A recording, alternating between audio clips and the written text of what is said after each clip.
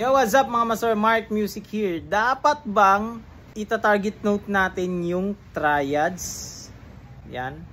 Yan yung madalas nating itanong mga master. Pero bago ang lahat, magbibigay muna ako ng disclaimer. Di po ako professional na gitarista. Nagtuturo lang po ko base sa alam ko at sarili kong research. Experience, nasa sa inyo na to. Kung susundin nyo o hindi yung mga tinuturo ko. Let's go!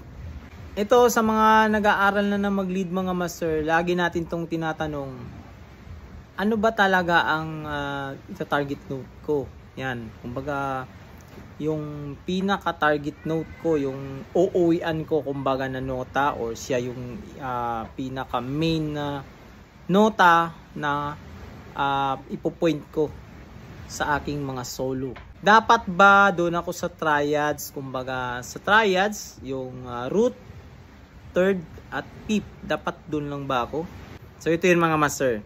Dapat nating malaman mga master na pag tinatawag na target note, hindi naman nangangahulugan na target note nandoon lang tayo sa root, third, fifth. Hindi. Sample kasi ng target note mga master, halimbawa meron kang ini-aim, yan.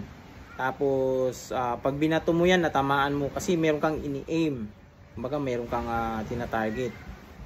Ngayon, pwede naman nandyan yung ini-aim mo, tapos gusto mong targetin yung kahoy. Wala namang problema dun, walang magbabawal sa yun kasi ikaw mismo ang naghahawak ng ito mga master, para mas lalo mo unawaan yung mga master. Yan.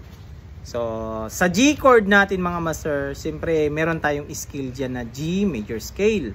Ang G major scale natin, ito yon, G, A, B, C, D, E, F sharp, G. Yan yung mga number niya sa taas. R, or yung root natin, number 2, 3, 4, 5 hanggang 7, ito ay octave.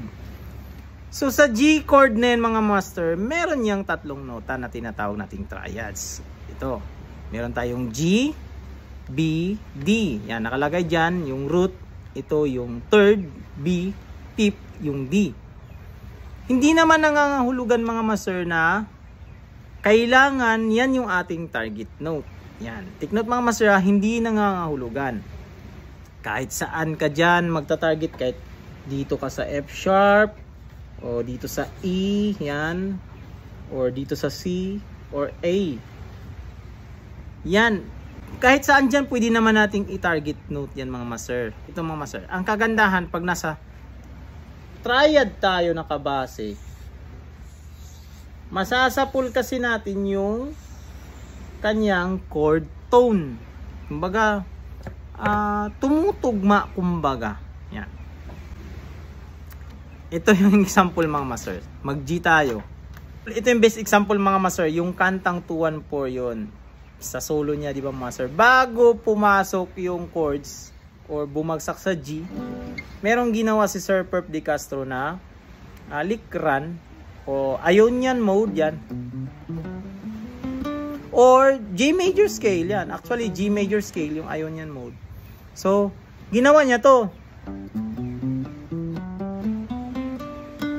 Yan. Take note dito sa note na to mga master kasi nung paglapat ng note na to, yan din yung bagsak ng G. Yan. Yan.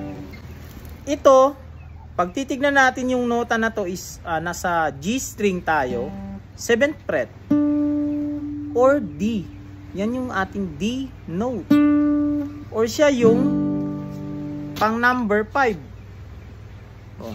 Master, targetin natin to yung third or yung B note. So, ulitin natin yung kaniyang lick. Bagsak sa G. No, pumapasok siya.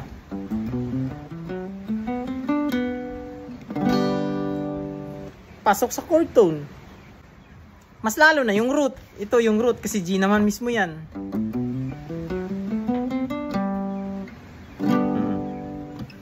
Pasok lahat sa chords na given. So ngayon naman mga master, try natin dito sa wala dito sa ating triads, kumbaga wala yung G, B, D. Kumbaga dito tayo A, C, E, F sharp. Yan. Start tayo sa A.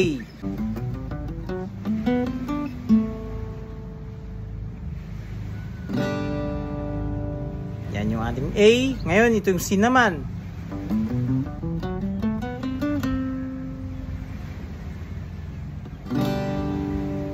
Sunod E.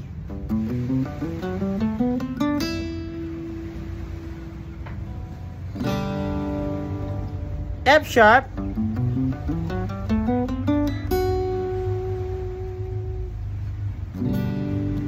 yan yung tunog niya mga master. So kayong makapag-decide niyan mga master kung saan yung ita-target nyo dyan. Kasi depende naman yan sa atin kung saan ang ita-target natin. Walang magbabawal. Ang mahalaga lang kasi pag may target note ka mga master, kasi kagaya nito, target natin yung root.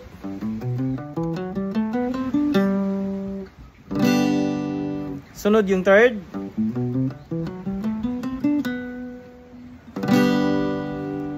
At yung fifth.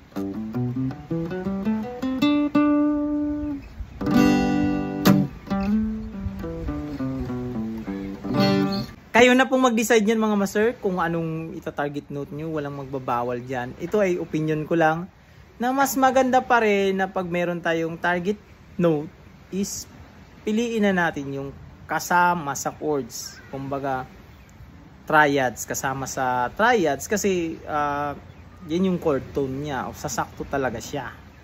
Okay, sample natin ulit. Fifth. Sunod third.